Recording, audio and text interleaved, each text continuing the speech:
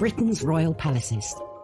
Majestic, It's absolutely dripping in history. luxurious, The White Drawing Room at Buckingham Palace is like a scene from a Disney film. and packed to the rafters with incredible secrets. Secrets that the royal family would much prefer not to be made public. From royal courtships to royal births to royal marriages and scandals, the palaces have played host to all of that. This series goes behind palace walls. The royal palaces represent the monarchy and have incredible history. We'll learn how these iconic creations were built. 16th century kings built with brick in a way that we wouldn't recognise today. This is George IV leaving his mark on the centre of London. Uncover the spectacular palace art housed within them. The royal collection is vast, and I mean vast. It has more than 1 million objects spread across all of the royal palaces. Just imagine what has been collected over centuries. So this collection is unlike any other collection in the world. Discover their gruesome stories. It's an amazing insight into the royals' history, but also our common history. Frankly, if you're going to cut the head off a king, it's got to be done in a palace. And relive the recent events that shaped the modern royal family. The whole case was an absolute fiasco and a huge embarrassment. The Queen was particularly aggrieved that Harry had done it in the way that he had. This is The Secrets of the Royal Palaces.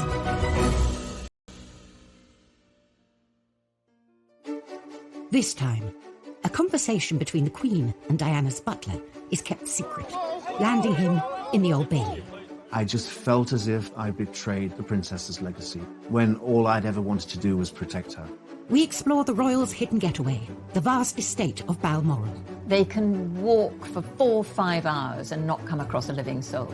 We discover that Henry VIII's great lost palace was a stadium for violence.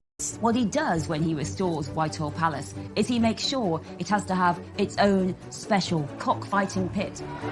And we reveal the secret story behind one of the most iconic statues in the country. To their astonishment, they found out that it was actually one of Queen Victoria's own daughters. And royal protocol is tested with President Trump's state visit to Windsor Castle. There was a lot of nervousness about how Trump would behave. All eyes were on him.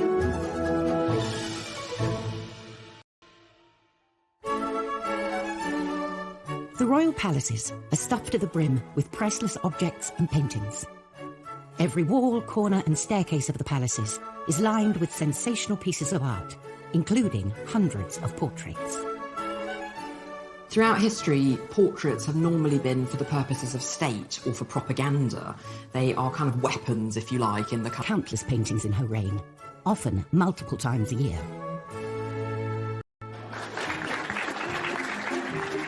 She has a room in Buckingham Palace, the Yellow Drawing Room, that is specifically set up for artists.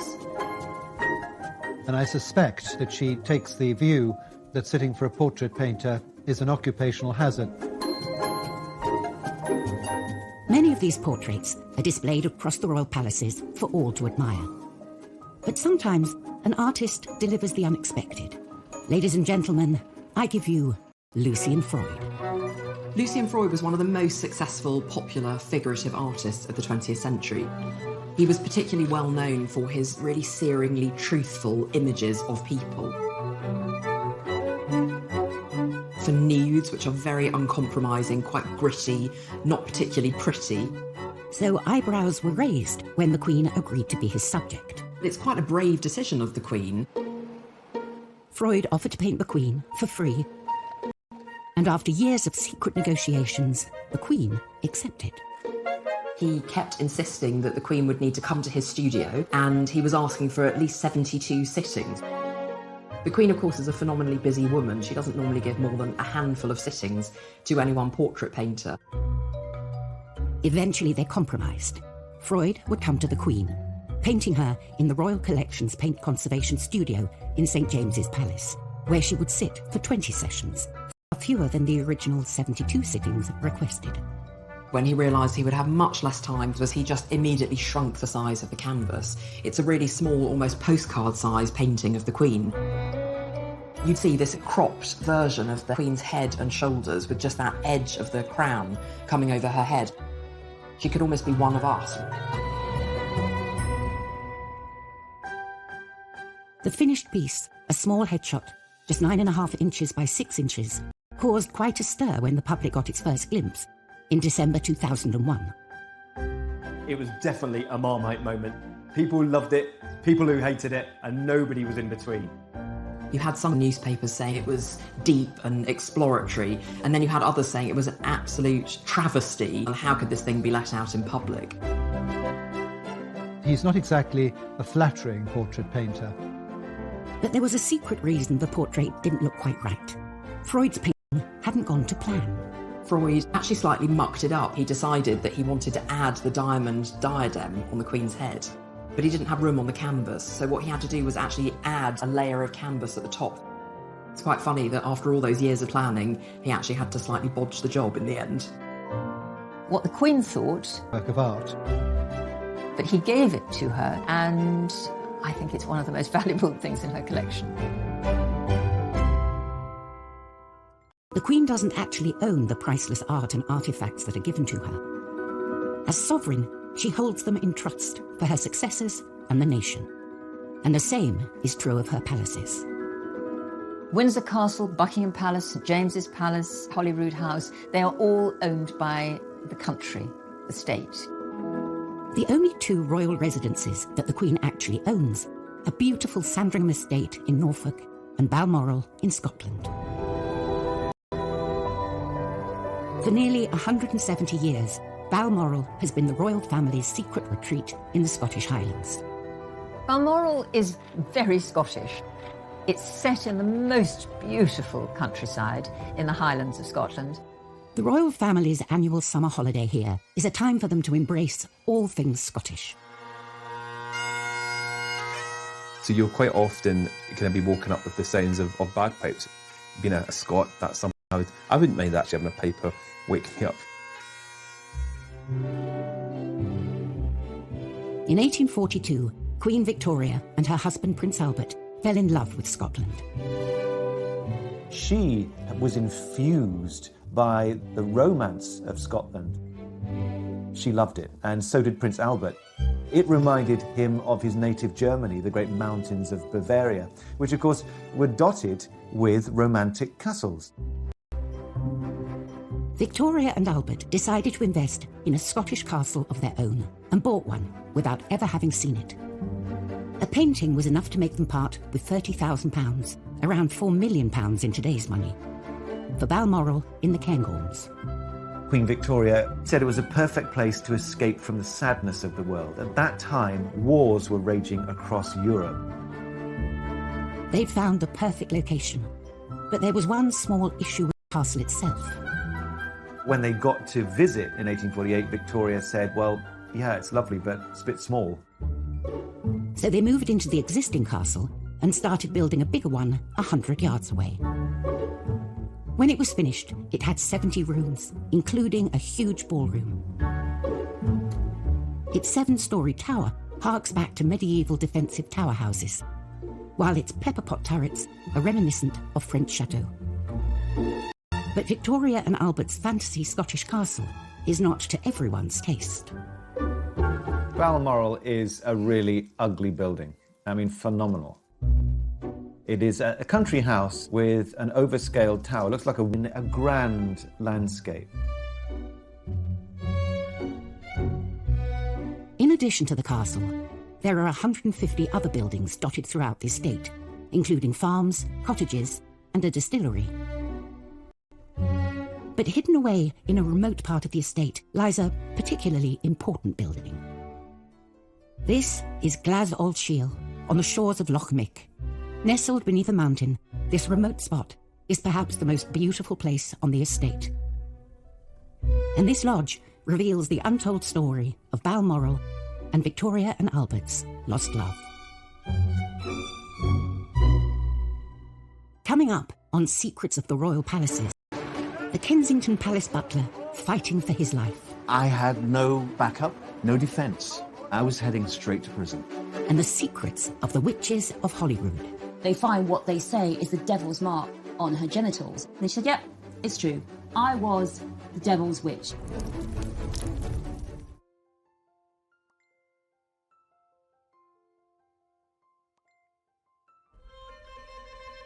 Each royal palace is as unique as monarch who lived there. George IV's Buckingham Palace was designed as a showpiece which would dominate London, while William III's Kensington Palace was built outside of London as he suffered from asthma and wanted to avoid the pollution. But none of the palaces are as closely associated with a particular monarch as Queen Victoria's Balmoral Castle. Balmoral, the royal Scottish retreat. It's not just a house, it's a 50,000-acre estate. That's almost twice the size of the city of Manchester. Balmoral is hundreds of acres of nothingness with nobody. They can walk for 4 or 5 hours and not come across a living soul. Queen Victoria and Prince Albert bought the estate as their ultimate secret love nest, a place where they could get away from the court and be together. It's what they were buying into at Balmoral. It was a way of life. It was an escape from royal duty and ceremonial and stuffy staterooms and interfering prime ministers. This was their pad. It was where they could indulge in their hobbies. Here, Albert would stalk deer and Victoria would paint. But all that came to an end in 1861 with Albert's premature death. Victoria was devastated. She retreated from the world and found solace at Balmoral. And here on the shores of Loch Mick, she built what she called her widow's house, where she could mourn in peace. It was an additional place where she associated to it. It became hers, her widow's cottage. And it just shows the depth, I think, of her despair and her need to escape. And it was at Balmoral that she found a place to do that. Victoria spent her first night in the lodge in October 1868 and recorded her sorrow and loneliness in her diary, missing her dearest Albert, with whom she had been so happy at Balmoral.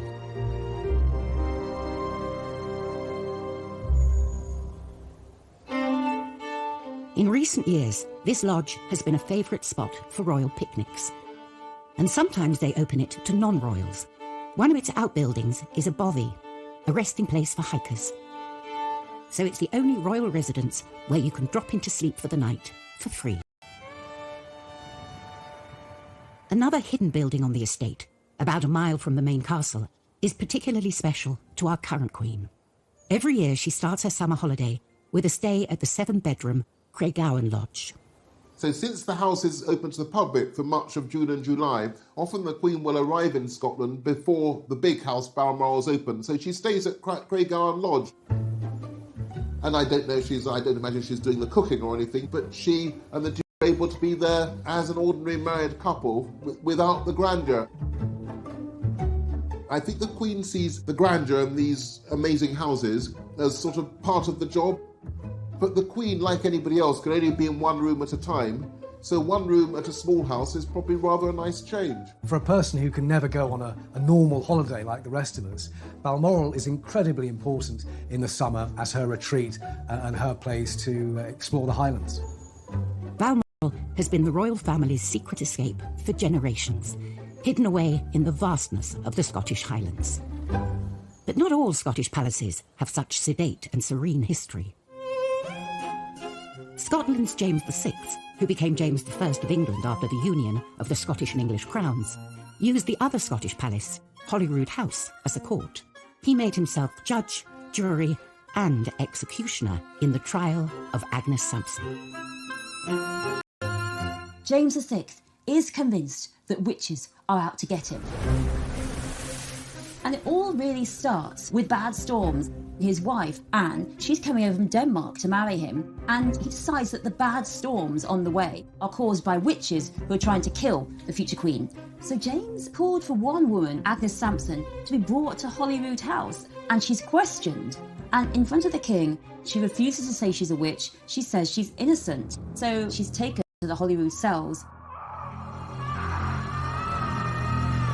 It's got these 4 teeth. 2 go into one cheek and the other 2 go onto the tongue. It's really torture. And still, she's not saying anything. She's not giving up. And then they decide to look for the devil's mark. And what they mean by a witch mark is what we'd see as a mole, even a freckle. I mean, they're that desperate, sometimes even a freckle will do. So finally, they find what they say is the devil's mark on her genitals, on her privities, as they put it. So that is really moment when Agnes crumbles. She said, yep, it's true. I was the devil's witch.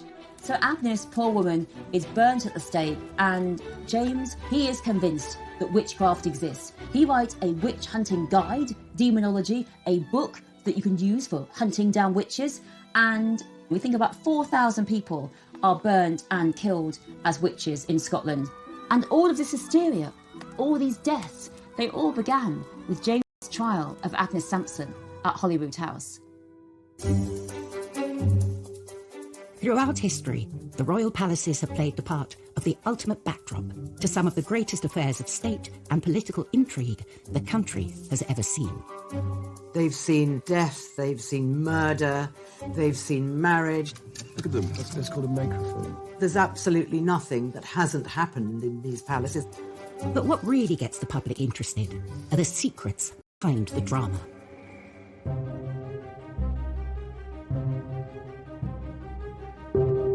June 1998, Kensington Palace.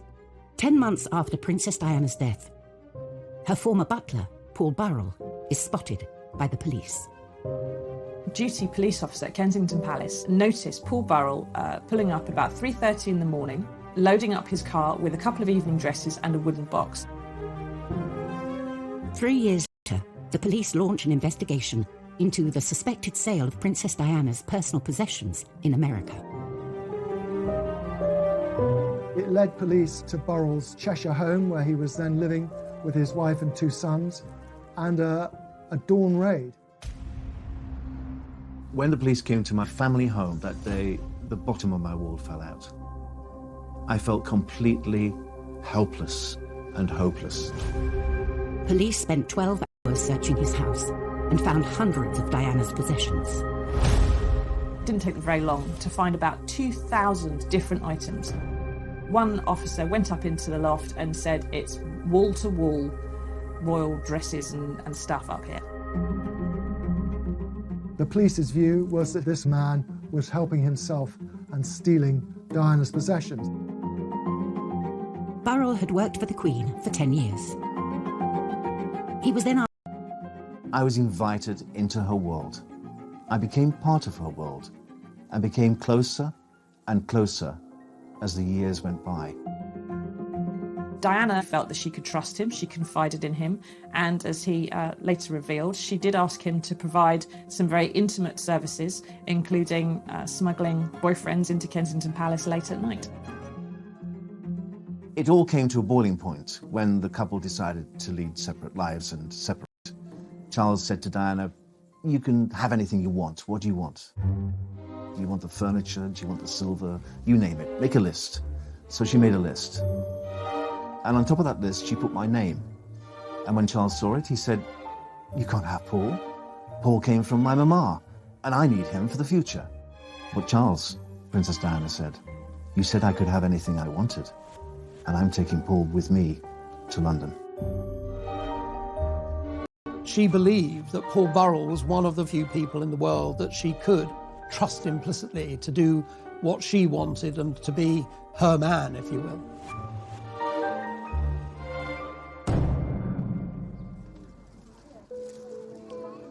After Princess Diana's tragic death in 1997, Burrell was heavily involved in sorting her belongings at Kensington Palace. It was an arduous task, but I found it quite cathartic, really, to be in her world, to still be in control, to still be taking care of the things that she loved most. But Paul felt members of Diana's family were deliberately destroying her legacy, getting rid of material they didn't want the public to discover. He could see her mother and sister tearing up letters and removing things, and he felt that there were things in that palace which should be preserved for William and Harry. And Mrs. Shankid would sit on the settee in the princess's sitting room and constantly shred the princess's correspondence. She really did destroy part of the princess's world. Burrell started secretly protecting her possessions and removing them from Kensington Palace. And it was these items the police found in his home 3 years later. The 43-year-old former royal servant left a London police station this evening to return to his home in Chester, having been formally charged with stealing 342 items of personal property. The police believed they had enough evidence to take Burrell to court, with the apparent approval of Prince Charles. The police told the Prince of Wales they had photographic evidence of me wearing Diana's clothes. Of course, none of it was true. None of it was true. It never happened. The stage was set, Paul Burrell has denied 3 charges of theft. and intimate details about the royal family could be exposed. It's impossible for anybody to have witnessed what happened.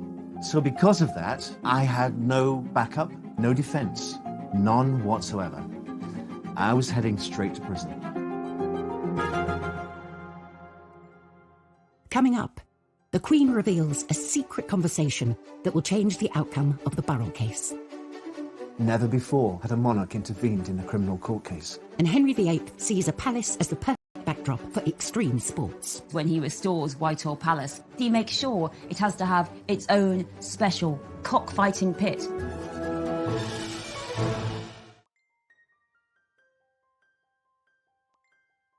In that palace, which should be preserved for William and Harry. And Mrs. Shanklin would sit on the settee in the princess's sitting room and constantly spread the princess's clothes. She really did destroy part of the Burrell started secretly protecting her possessions and removing them from Kensington Palace. And it was these items the police found in his home 3 years later.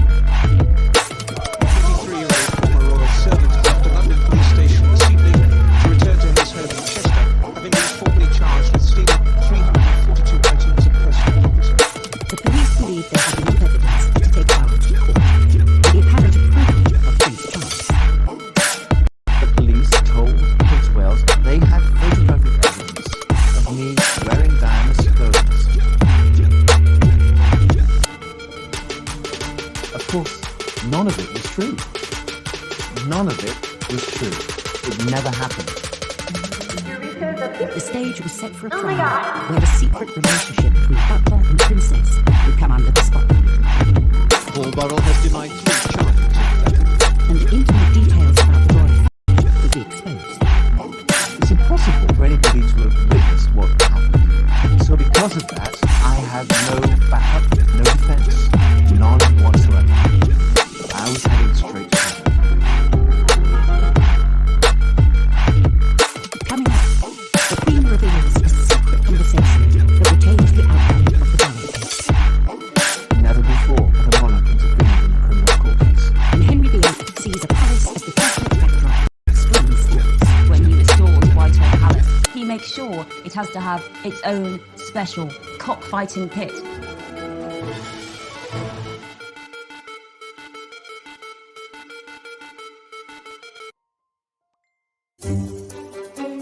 Behind the pomp and glamour of the British royal running. Very rarely do any of these backroom staff make it into the headlines. But in October 2002, all that changed with the trial of Princess Diana's former butler, Paul Burrell.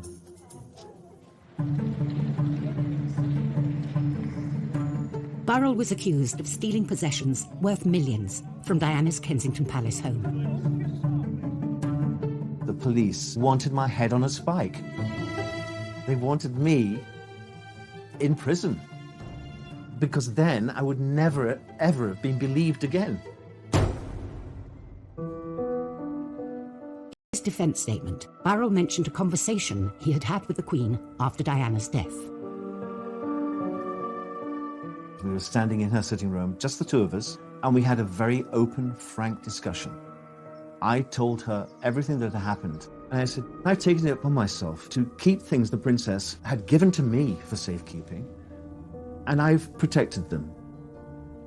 And she understood that. But due to an age-old palace protocol, Burrell was duty-bound to keep the details of this conversation secret. Paul Burrell couldn't say to his lawyers, look, I told the Queen I'd taken all of this. He was just prevented from doing so. Many people will not be aware of the protocol that when you have a private audience with the sovereign, you're not supposed to repeat what has passed between you. It is entirely confidential, and the confidence belongs to the sovereign. So it is up to the sovereign whether she reveals what you spoke about or doesn't. I'm not going to tell them how close I was to Her Majesty. I'm not going to tell them. That's going to be my privilege. But I would have to pay the cost. And the price I would pay would be prison. Coming each day to the Old Bailey is a journey Paul Burrell is getting used to. After 11 days of the trial, Burrell was thrown a lifeline from an unexpected source. The Queen had only realised Paul Burrell was on trial when she drove past the Old Bailey on her way to a church service for the Barley Bubbling and noticed all the crowds outside. And the Queen then, at that point, her memory is jogged and she realises that she has the vital piece of information that Burrell had in fact told her that he was doing that. He was taking things for safekeeping. And the Queen, in reply, said, "Oh, hang on. Paul told me he was looking after these things for safekeeping. We'd better let them know." The Queen's recollection undermined the prosecution. She knew Burrell was taking Diana's possessions out of Kensington Palace. This wasn't a palace theft, and the trial collapsed. Permanently deprived the royal princes of their mother's goods, merely that he'd taken them into custody so that they could have them when they grew to be 18. So there was no theft. I'm expecting to make a statement on behalf of Paul Burrell. I couldn't believe I was free to walk from the Old Bailey instead of into a prison cell. Burrell was jubilant, claiming that the Queen had come through for him. Never before had a monarch intervened in a criminal court case. And she'd saved me. She saved me from what I thought was my fate. But I think she saved me because she knew me, because I was her boy for 11 years. And she saw me grow and saw me marry and have 2 children. And I think she cared. I do, I think she cared. She cared about me and what would happen to my family. One of the most high-profile court cases was now over. The Kensington Palace butler was free.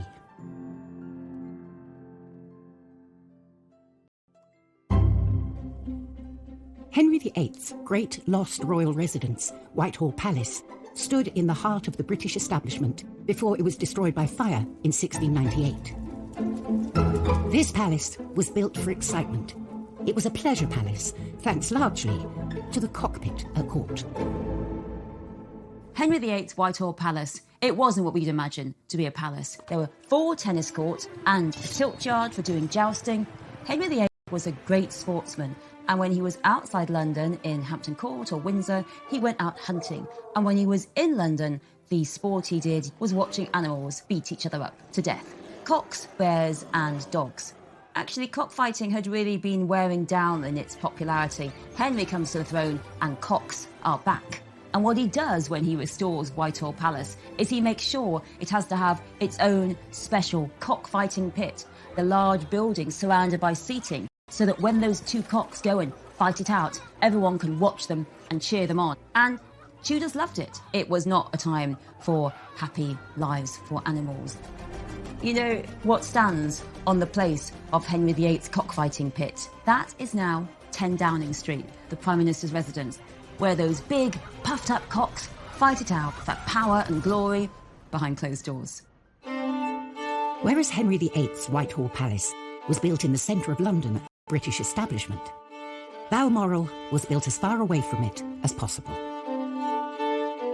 For Queen Victoria and Prince Albert, it was their secret local culture and incorporated it into their castle. Balmoral is quintessentially Scottish, and quite deliberately. It was seen very much as an opportunity to make the British monarch seen as more Scottish rather than simply an English monarch.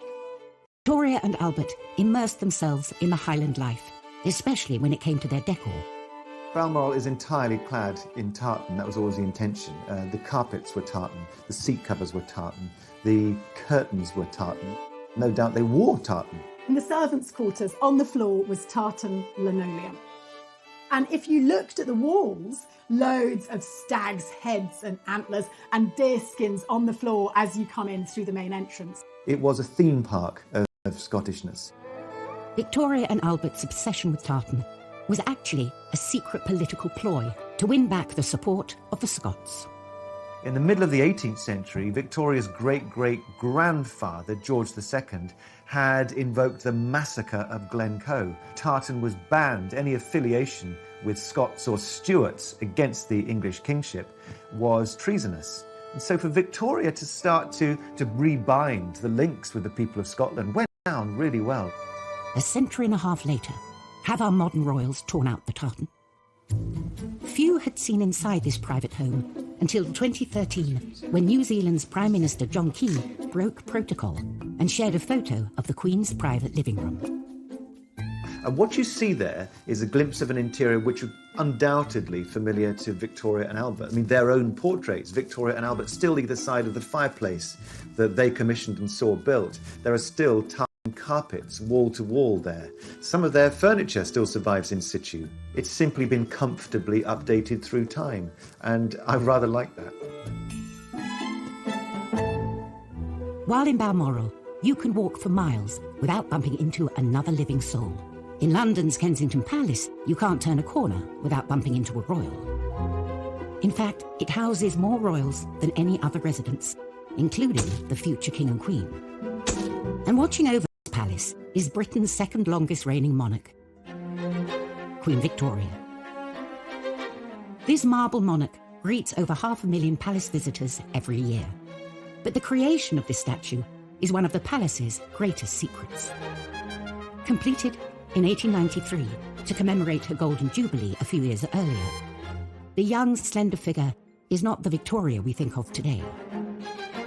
The image most of us have of Queen Victoria is when she was old, when she was a widow, she was dressed in black, and she looked pretty. Commissioning this statue, the powers that be decided on an open competition, allowing anyone to enter a design. Various people sent in sketches. One came in anonymously, and it was decided by the commission unanimously that that was the sculpture they were going to go for. Little did they know, this was no ordinary submission. To everyone's surprise, the winner was actually a female sculptor, which in itself was pretty amazing.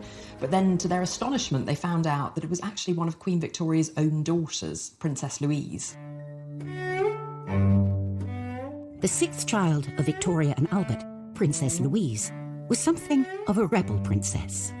Princess Louise was probably the least conventional of Victoria's children. She rode bicycles, she smoked cigarettes, she had numerous affairs.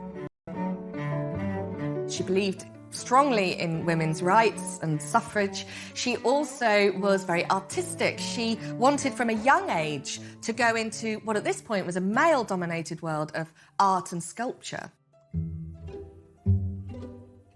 Unsurprisingly, there were lots of subjects Louise and her mother did not see eye to eye on, including her sculpting. Victoria very much disapproved of her daughter's interest in sculpture. She thought it was a masculine art form and really unseemly for a princess. But the rebellious princess stuck to her guns. After much pushing and cajoling, she persuaded her mother to let her go to the National Art Training School, now the Royal College of Art. And that made her the very first princess ever to go to a public education institution. At first, Louise had not wanted to enter the competition for the commission, fearing it would be inappropriate. But now that she had won it, the stakes were even higher. Not only did she have to satisfy the organisers and the general public, she also had to please her disapproving mother, the Queen. Everyone would have had an opinion about the sculpture, and lots of people would have been waiting for Louise to fail, particularly feeling that a woman sculptor wasn't appropriate and a member of the royal family.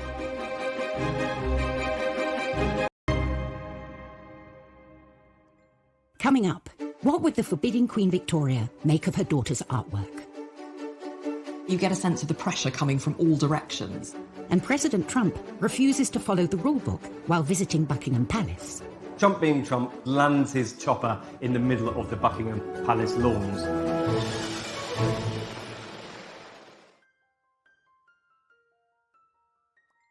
Now the Royal College of Art.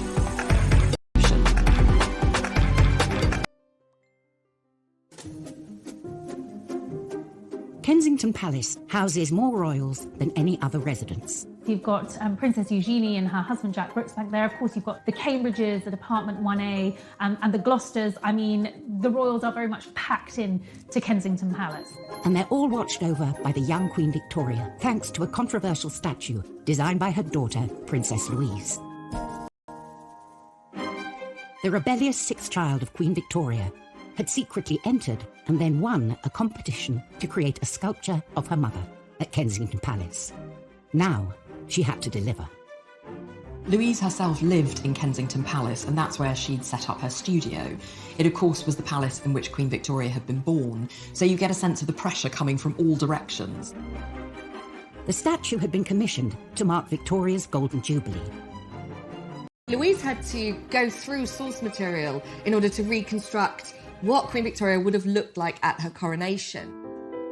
This was a task of epic proportions, and the princess rose to the occasion. Like any other wealthy artist at the time, Louise had studio assistants to help her, but she made the maquettes, the small-scale mock-ups. This would have gone to a professional carver, who then would have translated it into that wonderful Carrara marble.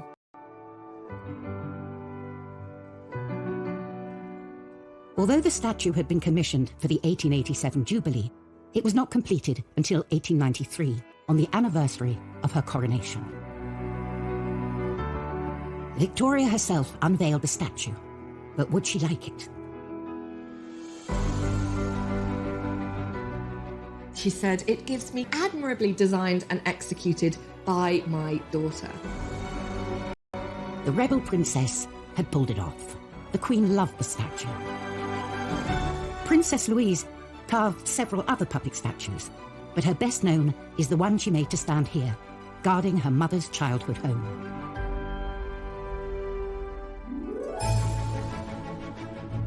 In her 65-year reign, Queen Elizabeth has hosted 113 state visits. A heady mix of kings, queens, prime ministers and presidents have passed through the palace's gilded gates, but only one has ever gone over them.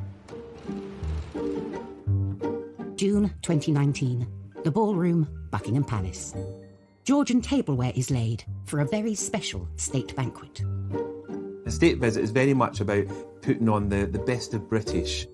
It's a chance for us to show off and say, this is what we're all about, and the Queen personally will inspect the table. So there's pressure for the butlers. Feeling the heat on this official visit will be American President Donald Trump. Americans love the royal family. Even if you're the President of the United States, it's a big deal to come and meet the Queen. You know, you couldn't get two more opposite people in one room together than President Trump and Queen Elizabeth.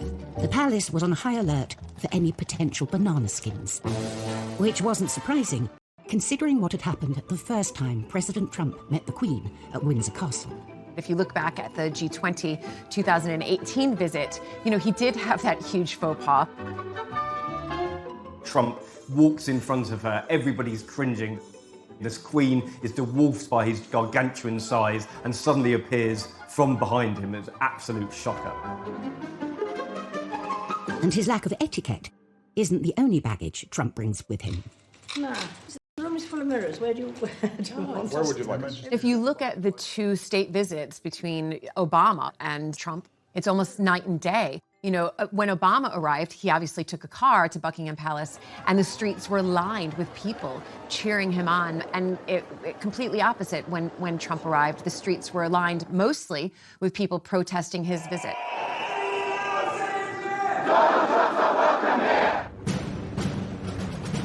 To avoid the anti-Trump protesters, the president decided on an entrance nobody else had done before.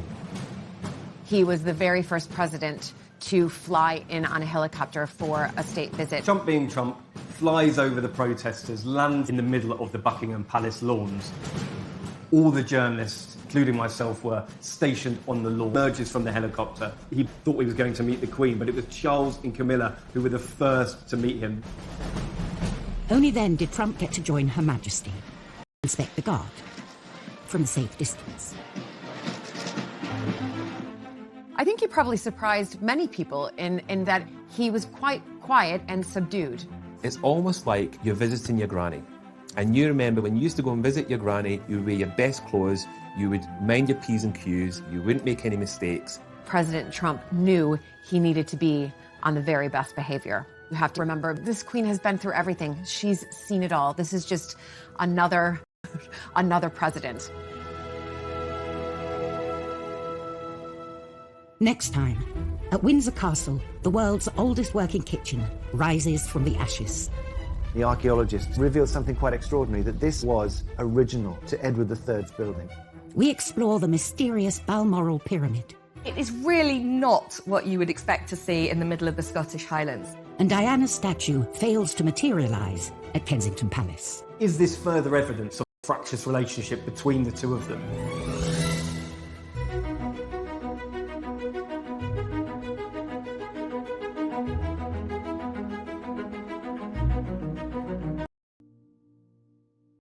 Balmoral in the Cairngorms. Queen Victoria said it was a perfect place to escape from the sadness of the world. At that time, wars were raging across Europe. They'd found the perfect location, but there was one small issue with the castle itself. When they got to visit in 1848, Victoria said, well, yeah, it's lovely, but it's a bit small. So they moved into the existing castle and started building a bigger one 100 yards away. When it was finished, it had 70 rooms, including a huge ballroom. Its 7-storey tower harks back to medieval defensive tower houses, while its pepper-pot turrets are reminiscent of French chateaux. But Victoria and Albert's fantasy Scottish castle is not to everyone's taste. Balmoral is a really ugly building. I mean, phenomenal. It is a